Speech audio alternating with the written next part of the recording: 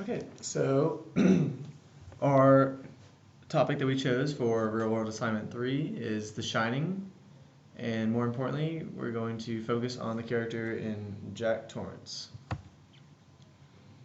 Okay, so just a little background. The story, the plot of the movie Shining takes place in a kind of a secluded cabin up in the mountains of Colorado that's closed. It's only open during the summer, because during the winter, from October 31st to May 1st, has to close down due conditions such as the ridiculous amounts of snow, and so obviously they're gonna need a caretaker over the winter, and that's where our main character Jack Torrance comes into play. He volunteers himself and his wife and one kid for the job, and we'll see how isolation affects them. Okay, so a little background on Jack Torrance. He's originally from Boulder, Colorado. Like I said, he has his wife and his son. His occupation is as a writer, and that's what he plans to do that's how he plans to spend much of his time out in the cabin, because he'll have, his time to himself. It'll just be him and his thoughts, and so he seems like a good situation for him. And then also a little bit more background. He was a teacher at one point, and he also has a history of being an alcoholic, which led to him abusing his son, which, well, you'll see a little bit more of that throughout the rest of the movie.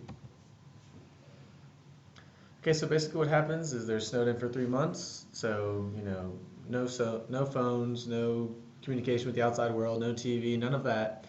And so, it's just really just them three in a little closed society, and obviously the cabin fever, if you will, kind of begins to come into play, and just kind of goes downhill from there. Okay, and so first obvious changes were in Jack, and basically he become more reserved, which originally, his wife just thinks, oh, he's getting into his work, so she doesn't do too much about it, but he begins to be, just a lot more disorganized, and he almost gets angry whenever she tries to, ask him even just a simple question, like, if he'd like anything to eat. Begins to have quite a few hallucinations, which we'll talk about in just a moment, depressive episodes, all these thoughts of death, and he becomes very tired, almost restless, and then a lot of the reasons behind this is from the stress of just being, all by himself and just cut off from everything. It's just him and his thoughts, really. Okay, so like I said about the hallucinations, one of the hallucinations which he encounters is whenever he stumbles upon the hotel ballroom, and he sees it as, filled with plenty of people from the 20s, and he sits down at the bar and has a drink, or what he thinks is a drink, with the bartender, and they start talking, and he gives him a little backstory of history of the hotel. And there's a little bit of foreshadowing as far as what might happen with him and his kids. But bottom line, this was not really the case. It was just a hallucination within Jack himself. Okay, another hallucination, slightly more disturbing, is whenever he stumbled upon a lady in the bathtub, and she also has to do with the little bit of the foreshadowing of what might happen to Jack and his family later on in the film. At the rate he's going and declining at this, all of his hallucinations and just his mood swings and all that. And so, yeah, there's that. Okay, and then the last important hallucination was when he got to talk to the butler, and this one was real because each hallucination kind of told Jack more about himself rather than it came across as a story of somebody else, but it was really him talking. It's like a spirit inside of himself, if you will. And so it's just a lot of foreshadowing. The point is, all this is inside of his head, and yeah, you'll see how that continues to affect him later. Okay, so here's just a little picture of what it turns out Jack's been working on this whole time as his typewriter. As you can see, it's the same thing over and over again with a few typos, obviously. But this repetition just kind of shows that, his mind's just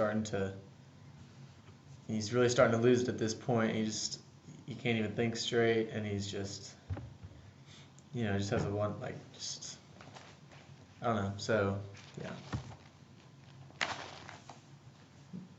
Alright, so here's another scene from whenever he is with his son, and his son also begins to experience a few of the hallucinations and just a few of the same symptoms as Jack. And so he's trying to console him at this point, but at this point in Jack's time in the cabin, he's become so just distanced from everything, and he's having real trouble like relating. As you can kind of see, he's grown a lot more restless, and just it's really hard on him right now.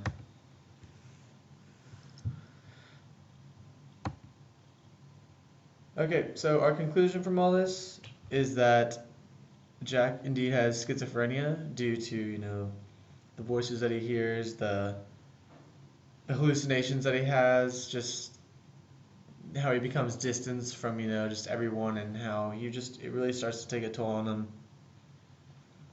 And yeah. All right, so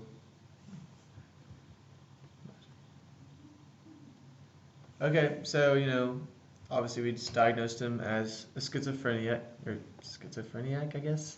Yeah, and so a typical treatment for this would be antipsychotics, because obviously this is a psychological disorder in which it just accumulates over time, and he needs a little something to deal with the hallucinations, because that in the end is his downfall, and what kind of really begins to eat away at him and turn him into a different person. Alright, and a little bit more about The Shining. His disorder of schizophrenia is accurately portrayed in many, many ways.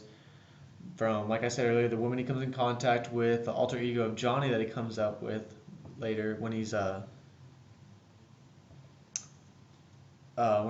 trying to break into a bathroom, and yeah, and that was just kind of a random, I guess, alter ego he has. And then also the repetition of thoughts, such as the repeated thoughts of killing his family and all this stuff, and then the all Jack and